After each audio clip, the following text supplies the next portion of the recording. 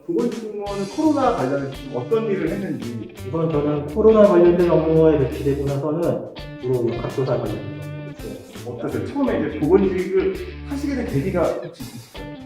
보건직 자체에 뭐 관심을 가졌던 것은 아니고,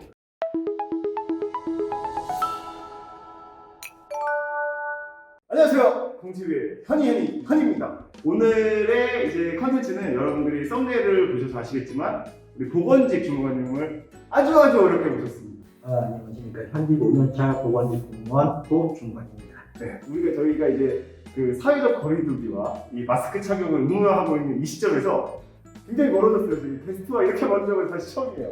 보건직 공무원이 어떤 일을 하는지 간단하게 좀 먼저 설명 좀 부탁드립니다. 보건직 공무원이 하는 일은 보건소 관련된 업무 전체라서 굉장히 다양합니다.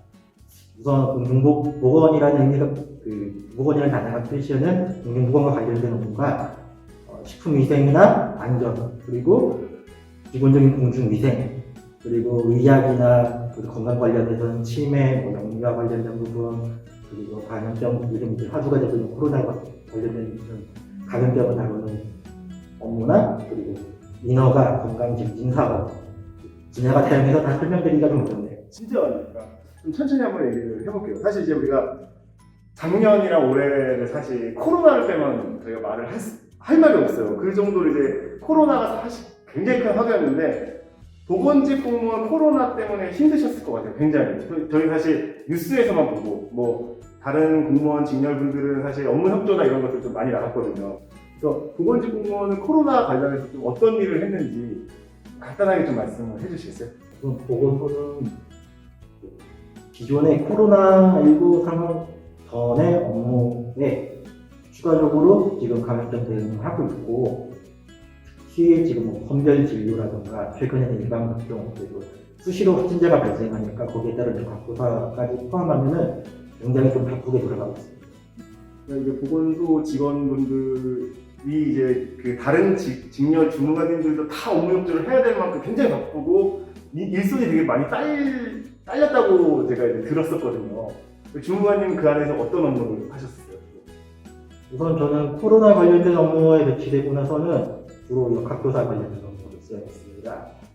확진자 발생을 하면은 확진자 이동 파악을 하고 접촉자를 분류하고 분리된 접촉자들이 검사받고 다시 그 결과에 따라서 저희가 상급기관에 보고해야 될 건 보고를 하고, 전반적으로 감염병 확산 방지를 위한 업무는 계속했던 것 같습니다. 사실 이제 그 보건직에 대해서 되게 좀 전문적으로 말씀해 주시는데 어떠세요? 처음에 이제 보건직을 하시게 된 계기가 혹시 있으실까요? 특별히 보건직 자체에 관심을 가졌던 것은 아니고, 솔직하게 말씀드리면 저는 이제 제가 가진 자격 중에서 보건직 시험을 보는데 유리했기 때문에 그래서 처음에 지원을 했었던 거고, 물론 들어와서 놓고 봤을 때는 보건직 자체가 가지는 매력은 많다고 생각을 합니다. 자격증이라면 뭐 어떤 자격증? 저는 임상심리사 2급 자격을 가지고 있고, 해당 자격이 시험 유시하는 데 있어서 가장 요건이 있기 때문에 저는 보건직 공무원을 지원하게 됐습니다. 임상 자격증이 있다는 거는 그 뭐 대학 전공도 혹시 이쪽이시나요? 저는 대학 전공에 심리학 전공하고 전공과 관련된 자격증을 취득한 게 마치 이제 보건직에서도 해당 자격에 대한 가산 요인이 있었기 때문에 그렇기 때문에 어떻게 잘 맞아 떨어진 것 같습니다. 심리학과시면은 사실 제가 언뜻 들었을 때는 심리학과 보건직열은 좀 약간 동떨어져 있다는 느낌이 드는데 어떻게 또 연결되어 있는 분야가 조금 있나 봐요. 연결고리라고 하면은 정신건강과 관련된 부분하고 최근 고령사회에 화두가 되고 있는 치매 관련된 부분이 아무래도 정신쪽 그리고 심리학 전공과 그래도 관계가 있지 않나. 주무관님은 이제 심리학 전공을 하셨으면 사실 전공자라고 볼 수는 없잖아요. 비전공자분들도 좀 많이 보건직 알고 계신 분들 중에서는 아예 전공과 무관한, 그러니까 아예 보건 계열을 떠올리기도 힘든 전공하신 분들도 있으시고, 기본적으로 보건과 관련된 부분은 사실 하나로 특정히 그 보건이라고 할 수가 없어요. 그렇기 때문에 여러 가지 전공을 가지신 분들이 모여서 그분들이 서로 의견 공유하고 그 과정에서 뭐 새로운 정책이나 행정적으로 필요한 부분이나 개발해 나갈 수 있는 거기 때문에 특별히 어떤 전공에 제한을 두기보다는 가상 요건을 가상점 부여나 이런 여러 자격을 가진 사람들이 지원할 수 있게끔 좀 그런 방향으로 진행되지 않았습니다. 혹시 가산점이 없이 보건직이 되신 분들도 있나요, 주변에? 그 5점 가산점이 없는 상태로? 가산점이 없는 상태로 합격하신 분들은 제 주변에는 없었고, 다만 그 커트라인하고 아마 점수를 보시면은 5점 이상 차이가 나는 커트라인 이상 확보했으면은 이분은 아마 지원하기 전에도 합격을 하셨을 거고, 차이가 있다면은 아무래도 그 가산점이 있는 분들 위주로 더 많이 지원을 한다는 걸 하고, 그리고 지역마다 커트라인이 합격선이 얼마인지에 따라서 가산점이 없어도 지원할 만하겠다, 아니다 판단을 할 수 있을 것 같아요. 전략적으로 좀 대응을 하셔야겠네요. 근데 사실 이제 저희가 보건직 중간에 모시고 사실 자꾸 간호직 얘기를 해서 죄송한데 사실 이게 계속 여쭤보시는 분들도 많고 겹치는 분이 많기 때문에 사실 제일 궁금하거든요. 어떤 식으로 다른지. 거의 겹치지 않는 서로만의 고유 영역이라고 보는 부분은 간호직 같은 경우는 그 읍면동 보건지소에서 진료 업무를 수행하기도 합니다. 그거에 비해서 이제 보건직 같은 경우에는 그 위생 쪽 업무가 좀 더 특화되어 있다고 생각을 하시면 되실 것 같습니다.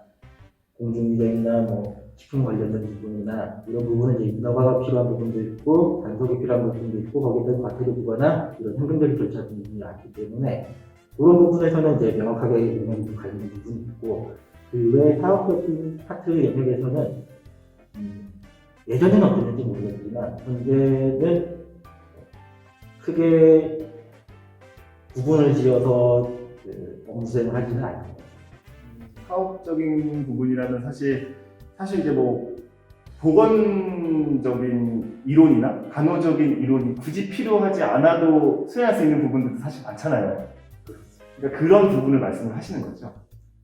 아무래도 그 언론적인 부분 외에 저희가 이미 틀을 하나 갖춰지고 거기에 이제 사업적인 접근이 필요한 부분이라면 꼭 모든 게 이제 의료적인 모든 접근만 가는 부분이 아니기 때문에 사실 저희가 수행하고 있는 건 행정적인 부분이 각 예산 수반에는 어떻게 사용을 하고 하는 그 전반적인 흐름으로 놓고 봤을 때는 저희도 업무 수행을 하면서 해당 파트에 대해서 계속 공부를 하고 진행을 하는 부분이기 때문에 그 부분에 있어서 무조건 이거는 간호다, 이건 무조건 보건이다 이렇게 할 수 있는 거는 상대적으로 적은 편이라고 생각합니다.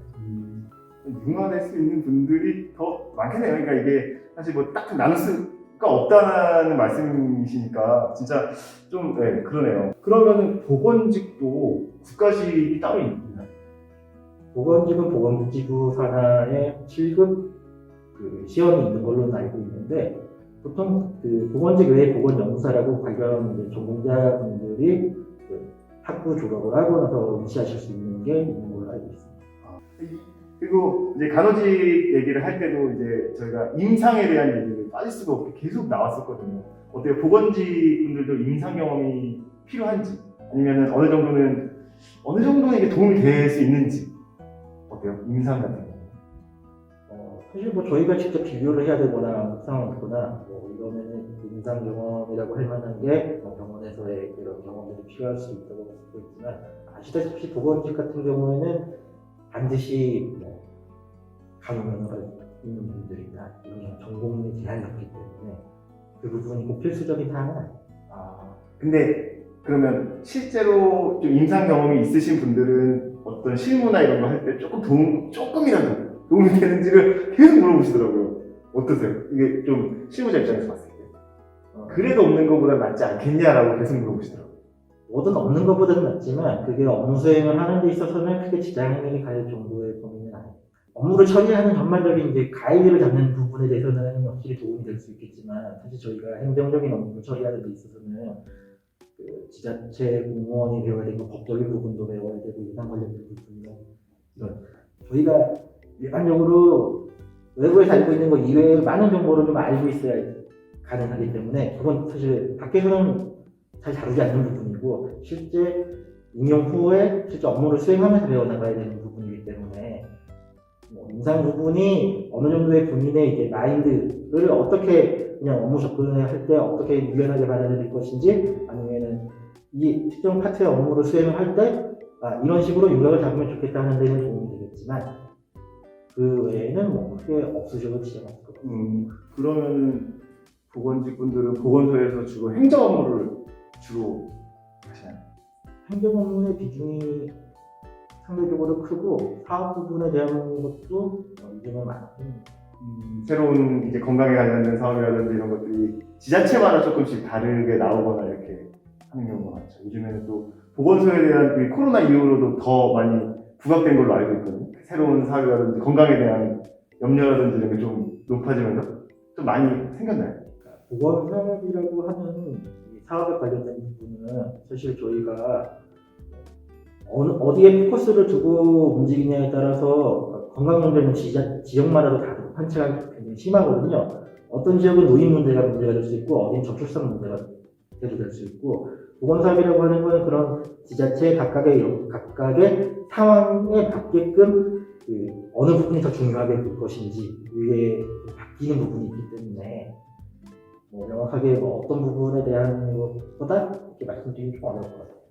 보건직 분들도 이제 보건소에서 있으시면서 인사 관련을 통해서 이제 좀 순환 근무를 하실 거 아니에요. 뭐 사업소라든지 아니면은 그 간호직들이 가는 그 보건지소 이런 데도 보건직들도 가나요?